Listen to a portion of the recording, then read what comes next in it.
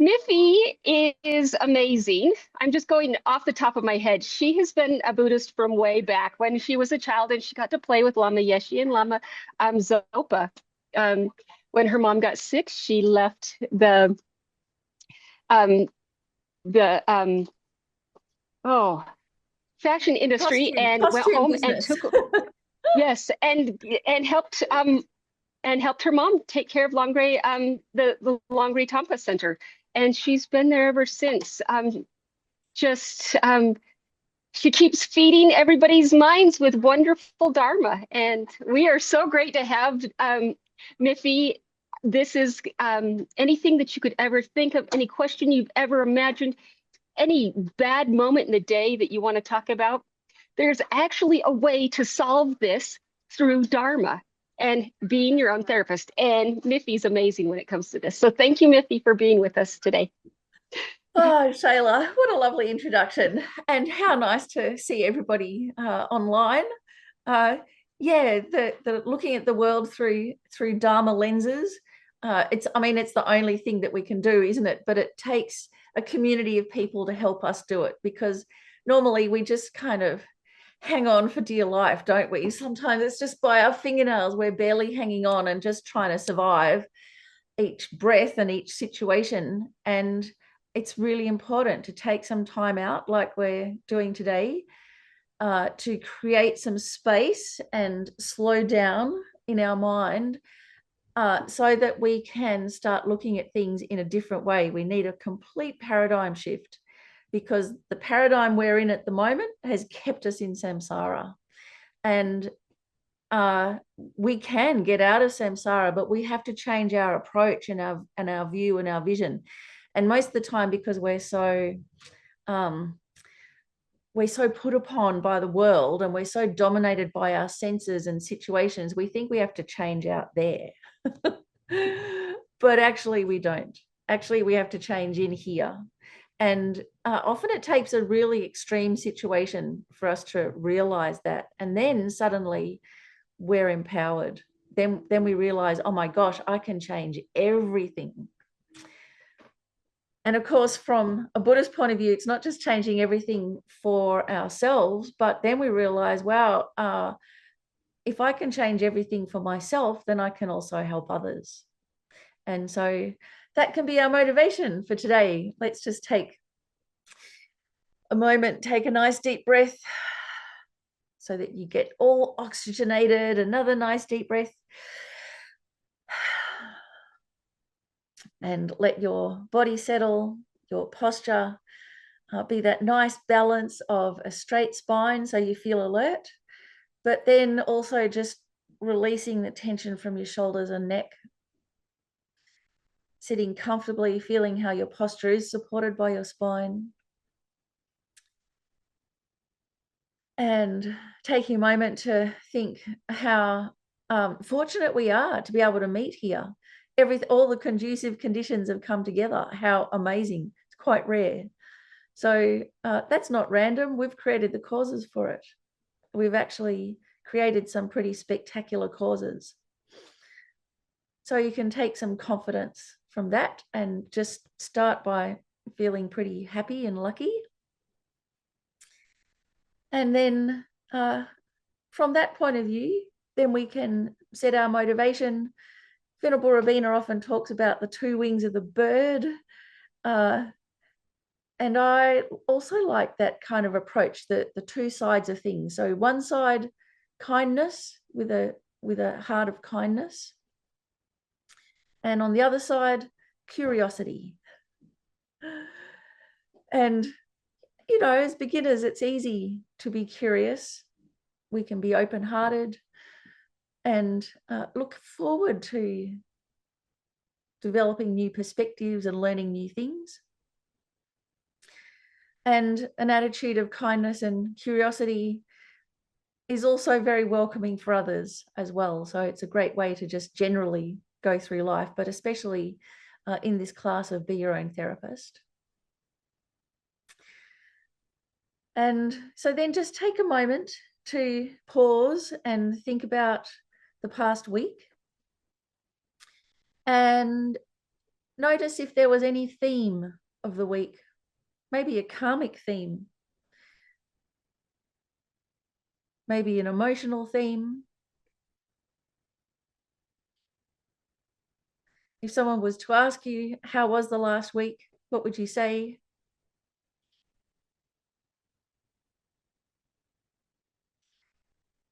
And allow any questions to arise. If you were to ask a question about the previous week, what would you ask? How would you find the missing piece?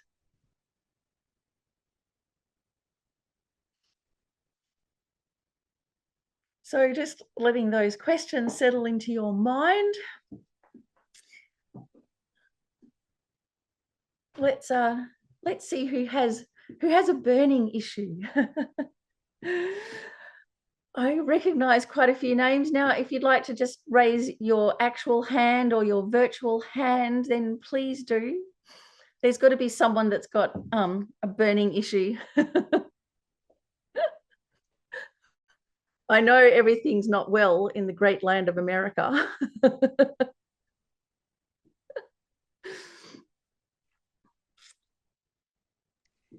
Staying positive, that's been the difficult one.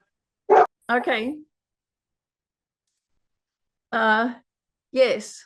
Well, actually, I just 2 days ago went and saw the movie Hamilton, which for an Australian is a very strange experience. So many questions. I had so many questions afterwards because even though in Australia we know a lot about American politics, more so than we do of Australian politics, I still don't know anything about American politics. So I had no idea who anybody was. And I was just like wondering, gee, I'm pretty sure there's a backstory to every single character here. And I'm pretty sure there's all these layers of meaning and double entendre and commentary, but the whole thing went straight over my head. So then I started thinking about the whole form of a musical. And it's really quite amazing because what you get is this really stylized approach to describing life. And in the musicals, like often people will just stand there and sing about what happened. They don't do what happened like in movies. They sing about it and describe it. So it's like this kind of meta description that happens, which would sound really dry. But because they're singing, you get the emotional impact of it. And it's like this perfect example of how appearances are not what they seem, because the appearances are just this kind of step-by-step description. This person did this, and then they did this, and then they did this. And if you read it as dot points in a book, you'd just go, oh, boring, and fall asleep. But because they're singing it, they're infusing it with lived experience, like themselves, but also historical, and also everybody in the room, their response to it. And so it becomes this incredibly powerful thing. So I kind of got this experience of it because I knew nothing about the content. And then I started thinking, oh my gosh, this is like the prayers in puja. We're going through refuge and bodhicitta, 7-limb prayer, all of these things, yada, yada, yada. And we're just saying things over and over. And we're saying them. We're not actually getting up and making a mandala offering or getting up and doing prostrations in the 7-limb prayer. We're just describing doing them. So it's a lot like a musical, isn't it? But we're singing them. So there's the experience of it and we put the emotion in. And I'm thinking maybe that's why people don't like pujas, because we forget to put the emotion in and we forget to sing them because it's a musical, baby. And not only that, but just like in a musical, people need the actors need an audience. It's a two-way thing. If you have no audience, there's nothing elicited from the actors. They need you there to bring all that up. So here we are in a puja. We need each other. It's really hard to do a puja by yourself. It's a different thing. But if you do a puja together, then it becomes this shared experience. And then you're actually making karma together. You're creating a connection. So there you go. That's the first thought that I'm going to leave you with as you go off to your next puja. Just think, oh my gosh, I'm in a Buddhist musical. What do you reckon? Any thoughts? So I can't remember who the teacher is, but he said, even if you don't know what they're saying or what the mantras mean, just the fact that you're taking in breath and you're regulating, your nervous system and breathing in and out, and that either way, whether you know what you're saying or not, it's still having good effects on your body.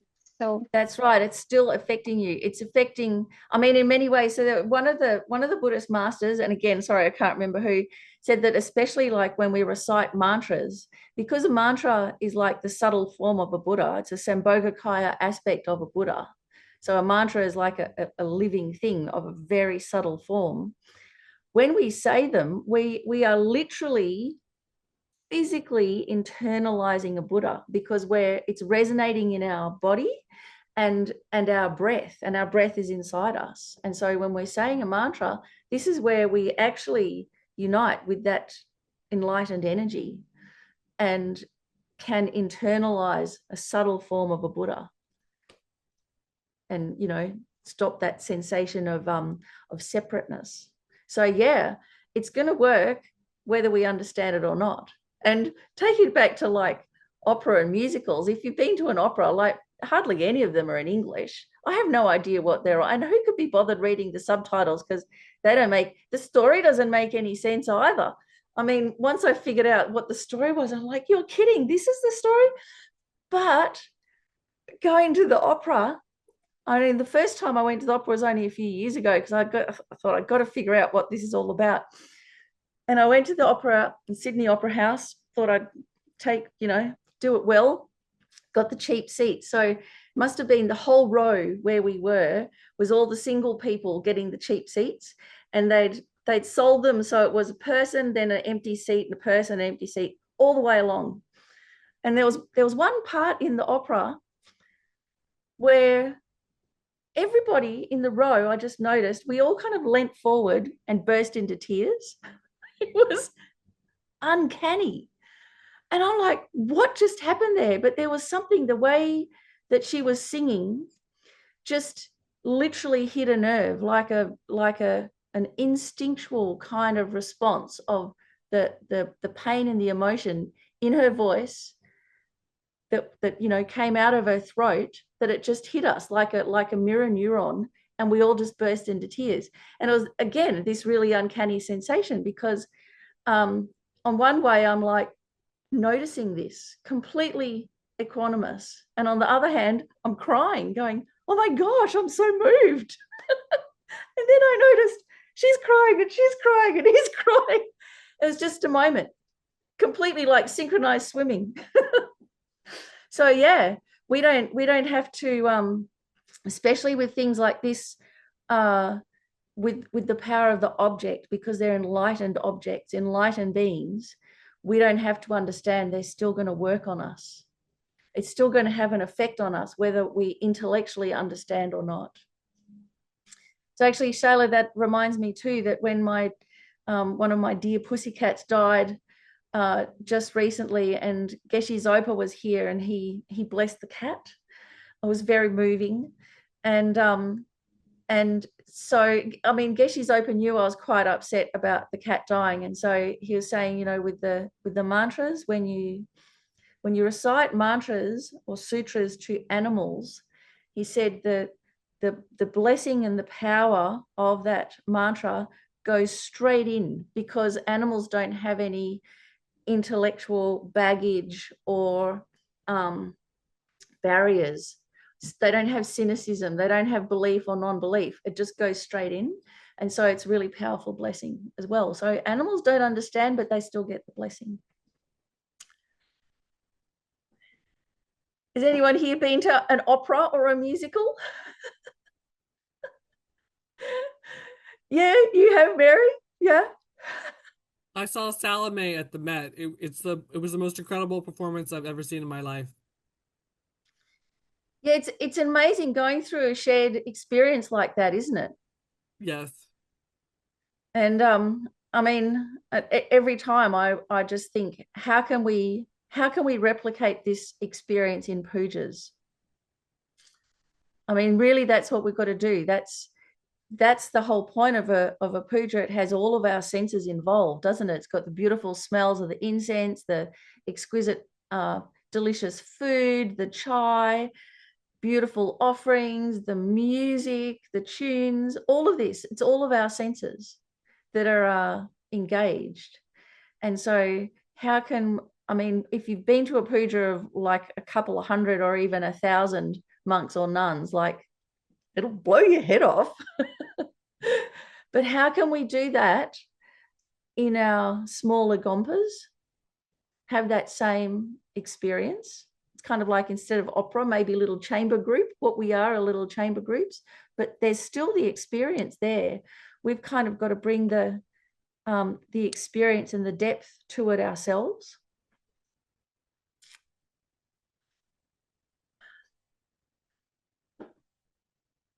Is there anyone here who doesn't like pujas? Don't be shy. You can say it, because, you know, only half of us here at Lungri Tumpa Center come to pujas. The others come along going, oh no, it's puja night, and leave. So it's all right. Because people have an aversion often to things that they don't understand. You all like pujas? Does anyone go to pujas? I'm so far in the middle of nowhere that I don't get to attend them in person. I've only attended one online or one in person, but all of them are online. So all of them are online. Yeah, it's a bit different online. Yeah. I did cry during the first puja. Just so you know, I did cry. Yeah, I mean, again, Shayla, when I was little, and going up to Chenrezig Institute, and really early on in the early days where they didn't have electricity and they just had candles, and Lama Yeshe and Lama Zopa and the horns and the cymbals and everything. I mean, that was just amazing. It really affected me, and I probably spent the rest of my teenage years and 20s looking for music like that, thinking that it would be in a nightclub. Ha ha ha. No way. No heavy metal will ever match the Guru Puja with Lama Yeshe and Lama Zopa Rinpoche. So yeah, it took me a while to circle back again. Lakme, tell me. Yes. Yeah, so hi, I'm in India, right? So the typical temples, the Hindu temples that you go to, the pujas are a riot. There are these, the priests are reciting very loud, very fast, all the mantras. And of course, you have the music at the back and the crowds. Somehow I feel it's very chaotic. It doesn't bring me peace, quiet, and serenity.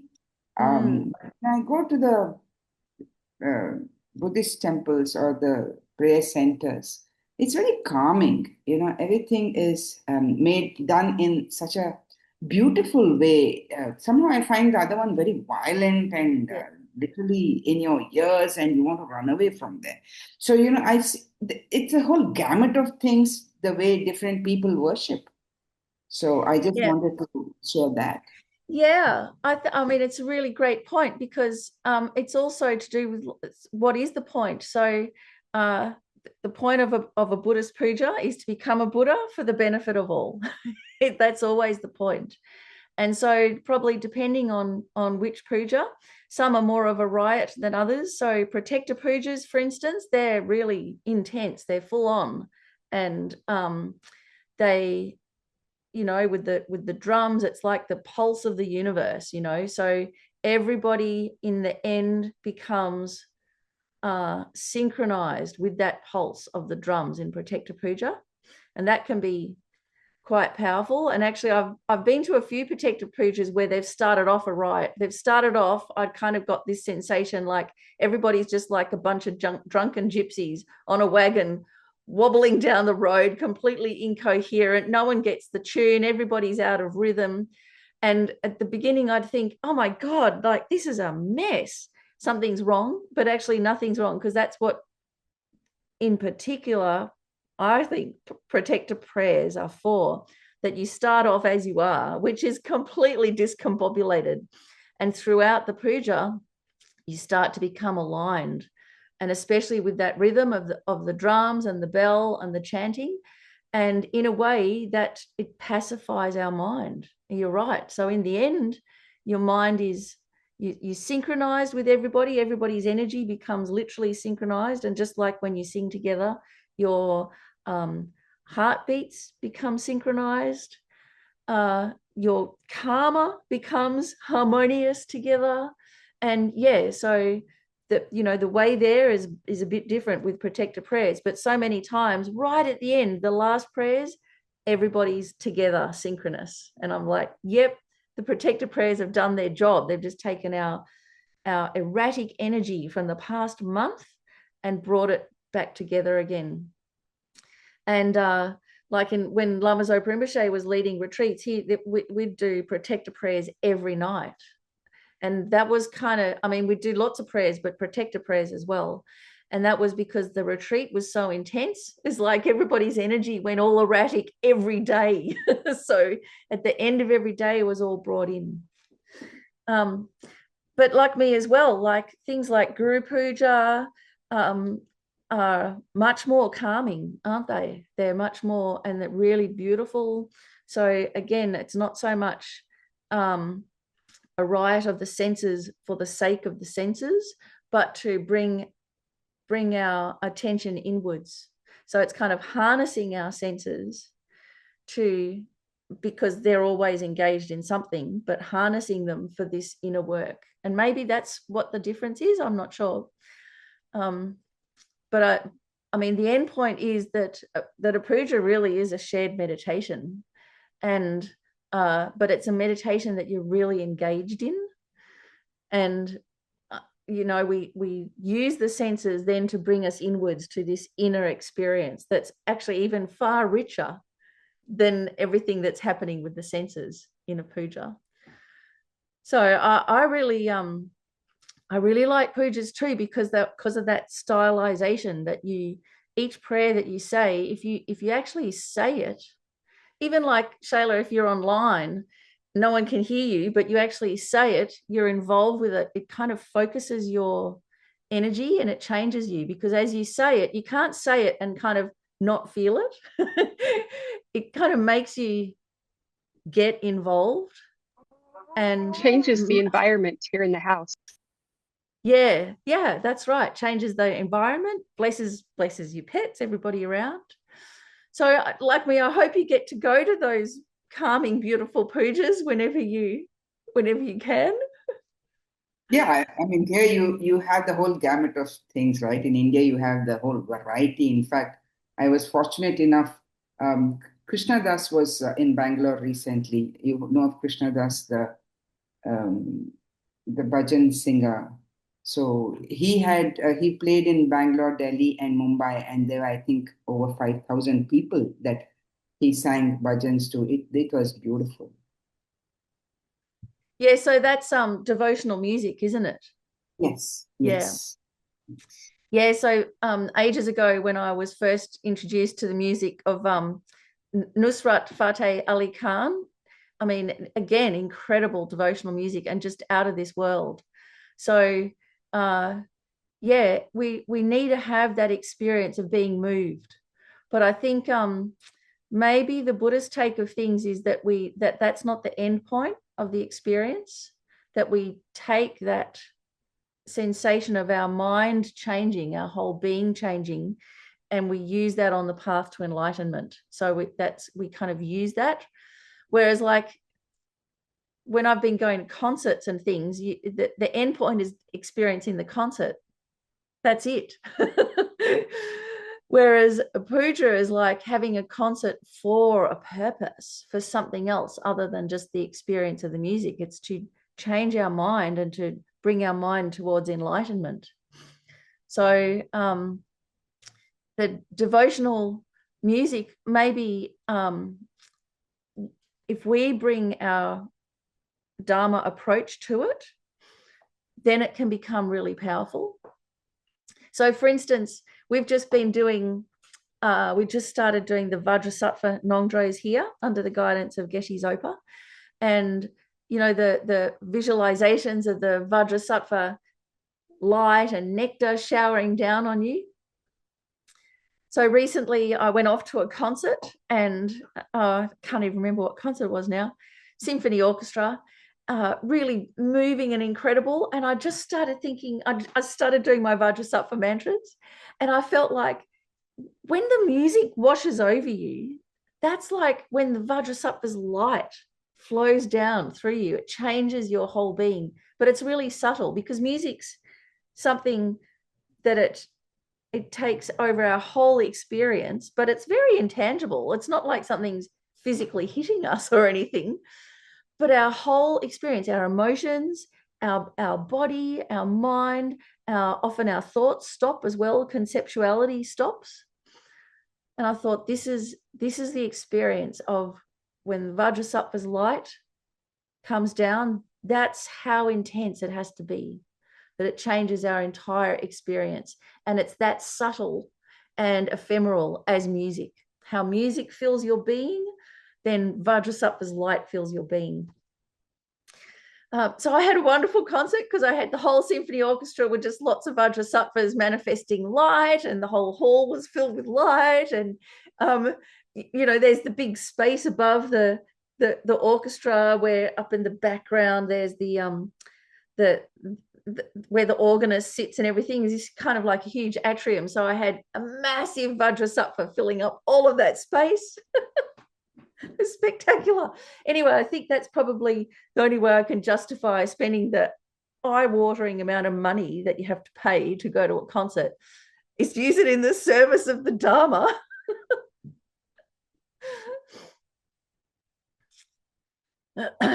And then, you know, after that, then the concert's done, the concert's over. But the experience of it can last. And that kind of leads me to this other thing that often people will talk about a great experience that they had, and they'll say, oh, we made so many memories. You know, have you heard that? It's like they visit a place, oh, so many memories, or find a home and make so many. We can't, we're looking forward to making so many memories. And I'm like, this is the weirdest thing I've ever heard. Why you do things to have a good memory? Like, that's so backward, isn't it? Then I was thinking, well, actually, that's the materialist view. It's the only reason you do things. So you do it, you have the experience, but then it's gone. So then you hold on to it nostalgically as a memory. And whenever you're upset or bored, you go back and you think about it and you feel good again. It's so weird. Like, I've never come across this. It was the ads that first alerted me to it. These insurance ads, and they're talking, or housing ads, I can't remember, some sort of ad. And they're just talking about this creating memories like it's a thing. And yeah, there's got to be more to it than that the experiences that we have, everything can be used on the spiritual path. Everything can become Dharma. It doesn't just have to be an experience that we kind of passively have and then it's gone and then we try and rejig it again. In a way, these experiences, they have to change us and turn us into a different kind of person. Yeah, like me. Yeah, it's very interesting that you brought this up because I was meeting some friends the other day, and she was talking about going to eat in this very, very expensive place. You know, it's really exorbitant, I would think. So I was like, isn't it extremely expensive? Is it really worth some 10-course meal? So I'm like, what is the purpose of doing this? And she said, it's an experience. So, I'm so glad you brought this up. I was thinking, was I the weird one to think, why would you go through something like this? Or am I missing something? So I'm so glad that you brought it up. Please, I wanted to understand this better. Well, I mean, I've had exactly the same questions, and I've got to say, like, I'm an anti-foodie. Talking about food just makes me feel creeped out. I'm so not into it. I'm kind of like, if you could just have a pill and be done with it each day, that'd be great, because I don't have the mental space to devote to all the organization that has to go into food. And I never have. And I just like, a bit of a disaster when it comes to food. Venerable Rabina, whenever she comes, like she's horrified how I'm so not into food. She even bought me a hot plate because we don't have a stove. And the hot plate just stays in the drawer.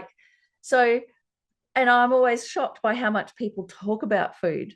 So it's kind of, I think there's a fork in the road there when it's an experience.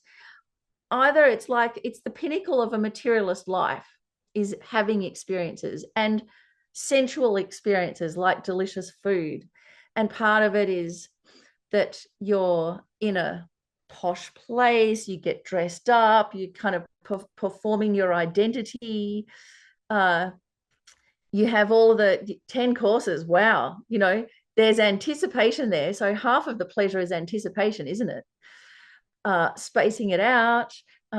Also, you have one thing, one flavor that gets a bit boring, but don't worry, the next flavor is coming along. Then that's way over the salty things. Now let's have a sweet thing. So it's this continuous adjusting of that samsaric craving. And I mean, that's an addiction that we have, isn't it?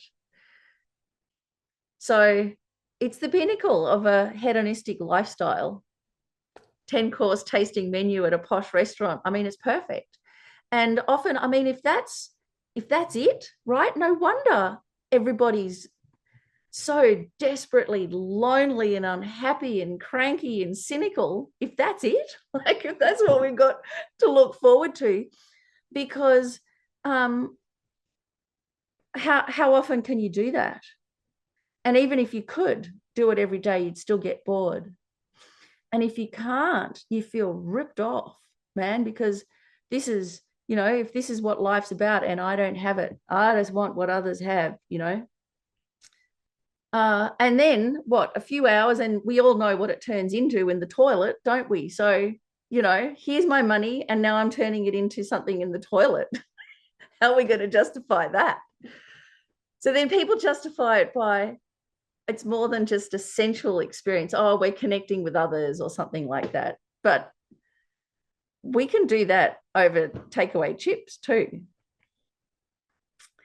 So I think you got a point there, like me, and that's the paradigm difference. That if you're a materialist, really, that's all that you can do is just go for the most beautiful sensual experiences, and even experience them with grace. Offer them to others, all of that. But sooner or later, they're gone. And so then we've got to ask ourselves, well, what's left? So what's left? The human connection that was made in between. But if we're focused on the food and experiencing pleasure, we're not really focusing on building relationships. And I think with a lot of these big dinners and things, what comes into the otherworldly concerns of like networking and reeling people in and trying to make deals and all of that. So people know you go to a big dinner and it's not about the dinner. It's about all the hidden agenda underneath, but often that hidden agenda is a worldly one. So I would say the prescription for you, like me, is to go along to this 10-course dinner and dress up and manifest as a bodhisattva, go as Tara, go as Manjushri, and have your hidden agenda instead of being like a worldly one of networking and business and relationships and whatever, or gossip. Go as like stealth Dharma and by you being at the table, you can offer the entire 10 courses to all the Buddhas and Bodhisattvas on behalf of everybody, so then they can make some merit. And everybody that you talk to, may they actually enjoy utter complete bliss from the food, and may that bliss never end. May it connect them to their, inner bliss. Every relationship that you make, because everyone's so happy because they're eating delicious things, you can make a nice connection with everybody that starts off sweet and pleasant. And then they can be in your first circle of people when you become enlightened. So do it as a stealth Dharma. No, is it wrong? I don't want to participate in it. I don't agree, and it doesn't make any sense to me. I'm like, I do not want to go for this. Yeah, do you like any of the people? Do you have a connection with any of the people? But if their focus is spending incredible amounts of money on one meal, I do not want to participate in that meal with them. Would one of them sponsor you to go, or do you have to pay? No, you have to pay. I wouldn't want somebody sponsoring something for me, which I do not believe in. Yeah, so that's like, there's different ways that we can look at it. Like whenever we have a situation where you can look at it as worldly, at lower scope, middle scope, higher scope. So a higher scope way of looking at this is you go along and you save the situation because you don't agree with the situation. It's a total waste.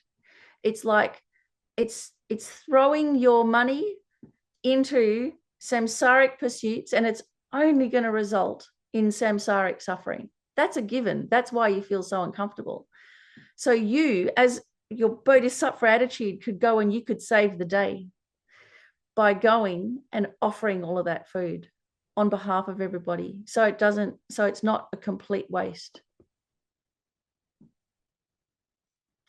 So, I mean, maybe not with the 10-course dinner. If you can get out of it, great. But for instance, we've got Christmas coming up, or you guys, you've got Thanksgiving, don't you? So this is often an inescapable thing. It's often we're with family. Now, most people go, oh, family, everything is family, but yet it's so fraught, isn't it?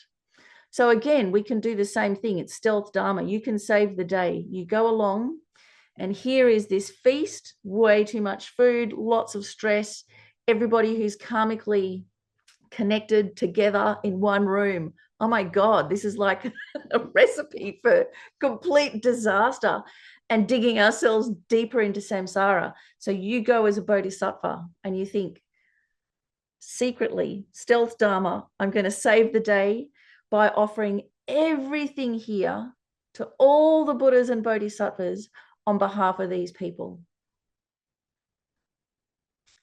So then it's not wasted. Then at least for you, it becomes incredibly meritorious. But because you've got a strong karmic connection with these people, they share in that karma. They don't have a full karma, but it helps them instead of it becoming just a cause for more samsara. I remember Lama Zopa Rinpoche talking about weddings, because weddings and Christmas, so many fairy lights, so many flowers, so many offerings. And he's like, if you just offer the flowers and the fairy lights to the bride and groom, it's just a cause for more suffering because it's just for samsara. It's just for this life. It's like you've got all these incredible offerings and you're missing the opportunity. So us as Dharma practitioners, we can save the day by when you go to a wedding, then everything that's offered there, you offer for more than just the bride and the groom having a relationship. You offer to all the Buddhas and Bodhisattvas, and by that merit, may this relationship always be beneficial. May they never fight. May they benefit others. May they have perfect conducive conditions to meet perfectly qualified spiritual teachers and become enlightened in this one lifetime. So then it's not a waste. Otherwise, all of our best intentions, we have our birthday cakes and our presents and all of this, and it's just a cause for more samsara. even if it's with a really good heart, if we don't have the Dharma perspective, it still keeps us in samsara. So we have all of that beneficial, positive intentions and good-heartedness, but we're still stuck in samsara. It's like such a waste. It could have propelled us to pure lands, to liberation, to enlightenment, but instead it just propels us back to where we are effectively now, which is, on one hand, we've stuffed up because we've got all this incredible merit, yet we're still in samsara. So what happened? We forgot to make offerings and to dedicate it for enlightenment.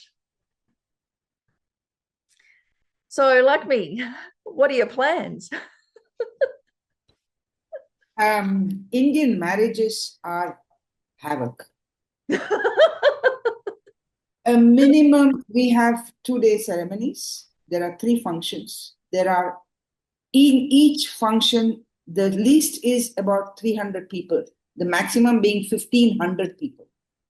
There is food and alcohol. It is chaotic, and I have just decided I'm not participating in this. Yeah. My Yeah, friends so are that's like a middle scope thing of like when it's going to overwhelm you and when it goes against all your values, then you retreat from it. And that's what we do. That's kind of like renunciation. You can see that it doesn't sit well with you, and how much chaos it leads to, and probably suffering.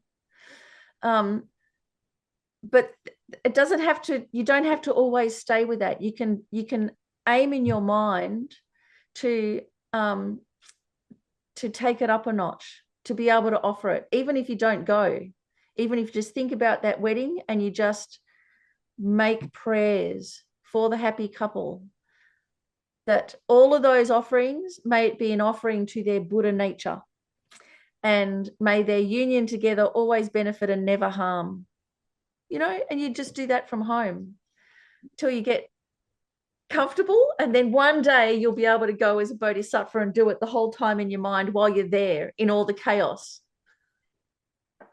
I think what you said makes absolute sense, because you are just meeting people, eating, talking, people. When you come back, you need a week of rest because you're so overwhelmed. It is so tiring. It is. I mean, I'm fortunate enough, I don't have to go it too many times because I stay away from most people I know. But it can be overwhelming. It is what clothes to wear. When did I wear this last? To that extent, it's the same crowd you meet. It's the same people. We come from a very small community. So what you said makes sense. I'll sit at home and pray that entire time and not be in that atmosphere, which is so strenuous. Well, I mean, what you've also described there is like samsara in a microcosm, isn't it? Because it's just people, chaos, lots of stuff happening. I mean, it's a pleasant bit of samsara because at least it's food and drink and whatever. We're not like in a war or something, but it is still samsara, isn't it? And so that feeling of, oh my gosh, I need to recover, I need a rest. That's actually why we go and do retreat, isn't it? Because we need a rest from samsara. Samsara is just like overwhelming. We're traumatized by samsara, aren't we? I mean, we are living a traumatized response to samsara. And so we think, oh, we've got to get away, we've got to have a holiday, got to have a break. And this is, again, what Rinpoche always says, the real holiday is the holiday from the disturbing emotions. But first off, you've got to start by taking yourself away from the chaos. You're absolutely right. Unless you're already strong, that's what we have to do. It's like if you're an alcoholic, first thing you've got to do is just not go to the pub. That's the first thing. Later on, once you're strong and you've gone through the process, you can go back to the pub and you won't relapse. But first things first. So, yeah, we have to remove ourselves. So people think, oh, renunciation, it means I'm missing out on all the fun. No way. It's like, I need some peace and some respite and some space. And so then once we do that, then we do a retreat. We do get some space. We do get to slow down. We get to recover a bit. But that's just the really coarse version, isn't it? The external things, because then in a retreat, what happens? Then we find the wedding party in our own mind. You know, all the people in our own mind going insane, blah, blah, blah, blah, blah, blah. The inner critic, the parents, the politicians, the like, you know, what a racket. And so that's really what the retreat about is, to calm down that inner racket. And I actually think we get discombobulated and disturbed out in the world because we have an inner racket in our head. It just mirrors it and brings it to our attention. It's all too much. If we could actually calm down what's in our head, what's in our mind, when we went out into the world, our experience would be of calm. But that takes so much practice. So I'm just thinking, like, you know, the wonderful Geshe Cherub, how calm and clear is our wonderful Geshe-la, you know? And he's in all sorts of situations and he stays calm and clear. And he gets all these questions from people and they're like tangled up. And then the response that comes back is like clear as a bell, isn't it? It's like, because he is that calm and clarity. Lama Yeshe, when he would go out, there's that famous movie from the 70s where they're at Disneyland. Have you seen that? And they're on the thing with it's like the flying cars that go around in a circle, and one of them is Dumbo with the ears splayed out, and Lama Yeshe's in Dumbo swinging around laughing. It's just absolutely spectacular. So here's Lama Yeshe at Disneyland, completely exactly the same Lama Yeshe, calm, open, happy. Everybody else is like, you know. So that's what we're aiming for, isn't it? That we can go into Disneyland, into the wedding party, and we bring our own calm to it. We bless others. That's what we're aiming at.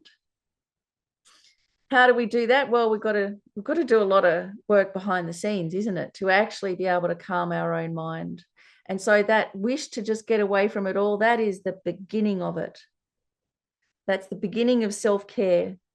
But we've got to realize that getting away from it all actually is getting away from the wedding party in our head, taming the wedding party in our head.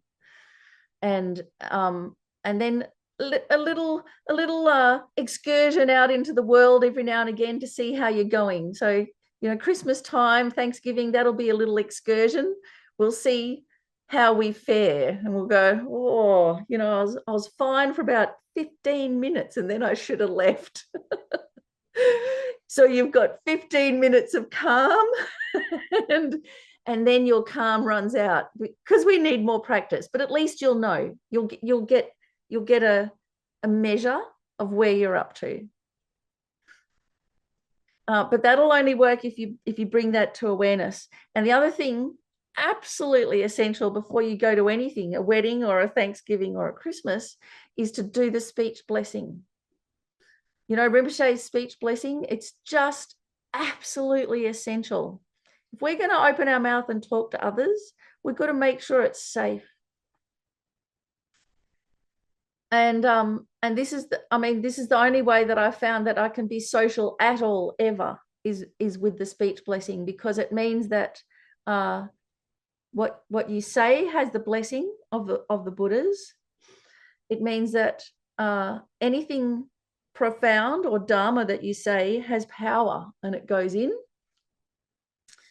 And it means that anything that comes out wrong, that unintentionally hurts others, it's just a flesh wound, you know, it doesn't really harm, doesn't last that long. So the speech blessing, don't leave home without it, especially not in the silly season. It's really powerful. And again, like Shayla was saying, you know, it's the mantras, you say the mantras and they have an effect on you, whether you understand them or not. It's really... So how's that sitting with everybody? I just put Venerable Rabina's blessing the speech in chat because I've hosted for her a few times, so I did share that. Fantastic. Yeah. Yeah, so there's a great little booklet from the FPMT. It's a two-parter. So it's called The Method to Transform a Suffering Life into Happiness, Including Enlightenment. So that's Rinpoche's title. It is what it says. Nice long title. And the second half of that is the speech blessing. So the first half is this beautiful Lam Rim glance meditation, really lovely. Then the guru entering the heart. Then extra verses compiled by Rinpoche that are like a prescription for life.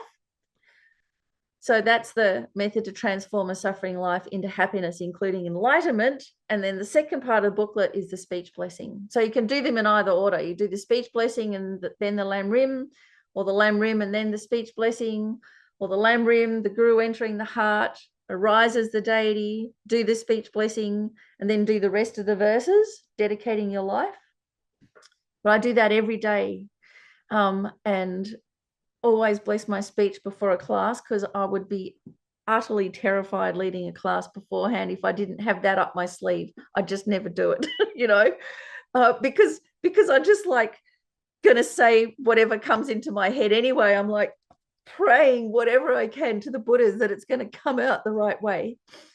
But also, like several years ago, Lama Zopa Rinpoche said, when he introduced this practice, like he put it together for us, and he asked everybody to do it. Even if you've got highest yoga tantra commitments, like big top shelf practices that you do, for everybody to do it. And I think because Lama Zopa Rinpoche has such a foundation in Lam Rim, like if we're not incorporating Lam Rim, we're not doing it. And so this was his kind of prescription for us. So I was there when he said that, and I took it to heart.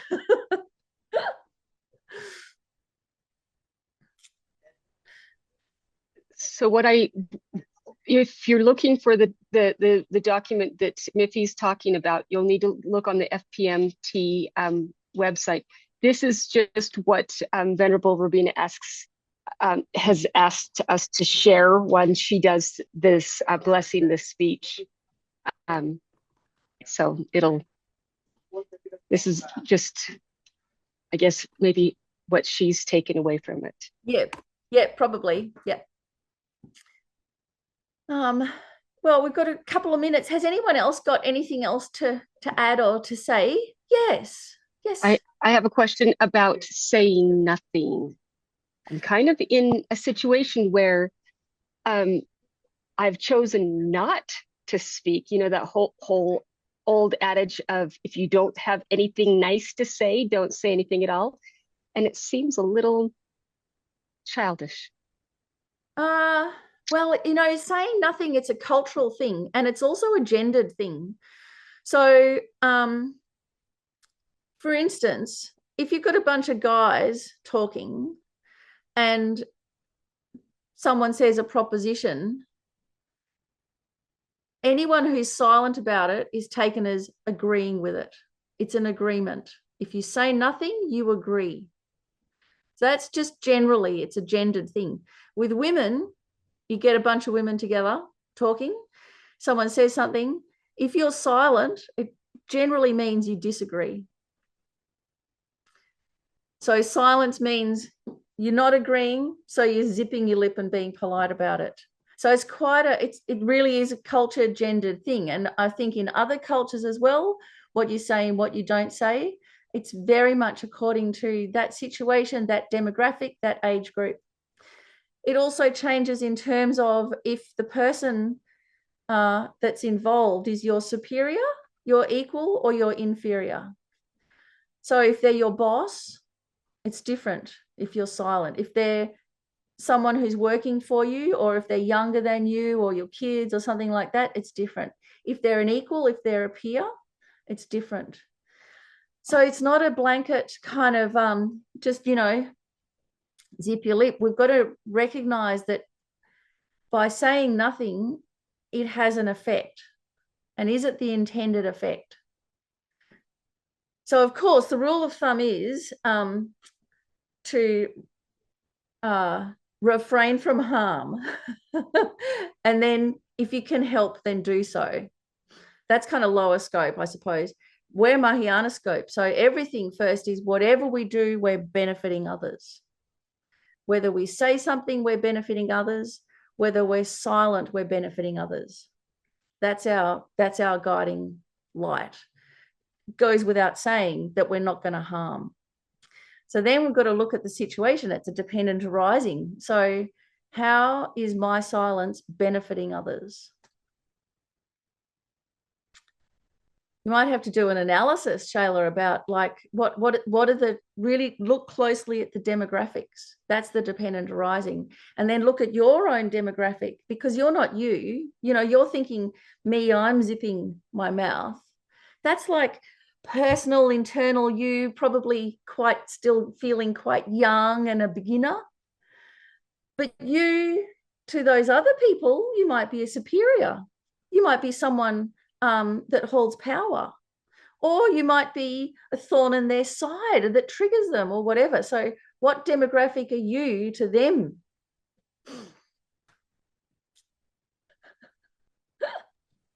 It's damned if you do and damned if you don't. That's all I got to say. Oh no, that's such it's just no, really it's terrible. tragic. Should I say something? Should I not? Well, I got to say, Shayla, if there's any time in my life where I'm not in trouble, I get a bit kind of uncomfortable. Like once I'm back in trouble again, somewhere or other, I'm like, oh, okay, things are as they should be. So don't feel averse to being in trouble. In fact, it's probably good just getting used to it, actually, because most of us come from a bit of a middle class, kind of white middle class background. We're fairly privileged however we find ourselves. The fact that we have free time to be on Zoom here means we are in really a privileged class. So it's good to feel uncomfortable.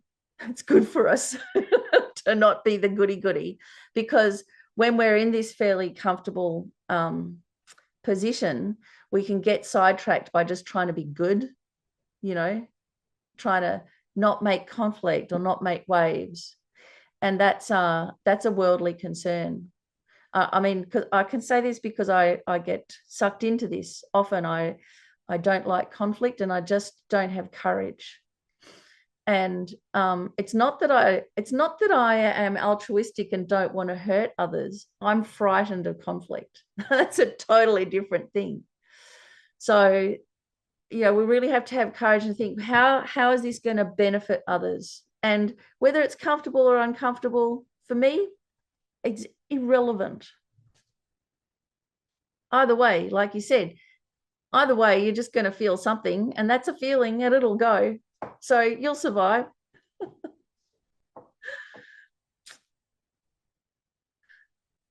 And you might find too, talking about demographics, who we are, ultimately, demographic is bodhisattvas. That's who we should be identifying with. That's our demographic. That's our role in life, is to be a bodhisattva, to serve others, to help them, and to identify with that power that we have. Even if we don't feel it now, we can make a direct connection to the actual bodhisattvas, to actual Tara and Chenrezig and Manjushri, and then they can work through us. Anything less, we're selling ourselves short. There's no time to stuff around. This is what we've got to identify with and work as. I like that idea of walking through each moment in every single day with intent for bettering somebody else instead of me and my ego. Yeah. I know, that's right. I mean, the ego really is the monstrous demon. It's like, you've got to be able to look after yourself and better yourself, but that's not your ego. That's just like you, a sentient being. who matters, just like everybody else. So, yeah, we can have some equanimity to ourselves too. So Jack Lee is new here and seemed like, I'm not sure if you've just arrived, but we're just finishing. So Jack Lee, you're going to have to come back next week, because it's just a whole hour has gone by like that, hasn't it? So please, let's dedicate the merits. We've had an excellent conversation. Thank you, everybody who managed to butt into my monologue. Please come back next week with questions, with comments, with anything that's come up, with how the theme of the week went. And same time, same place next week. And let's dedicate that all of our kindness and curiosity propels us, and propels us not just through a good life, but to liberation from samsara, to full enlightenment for ourselves, so we can help every single sentient being out of their suffering and into a lasting state of peace. So thank you so much, everyone. It's been a blast. See you next time.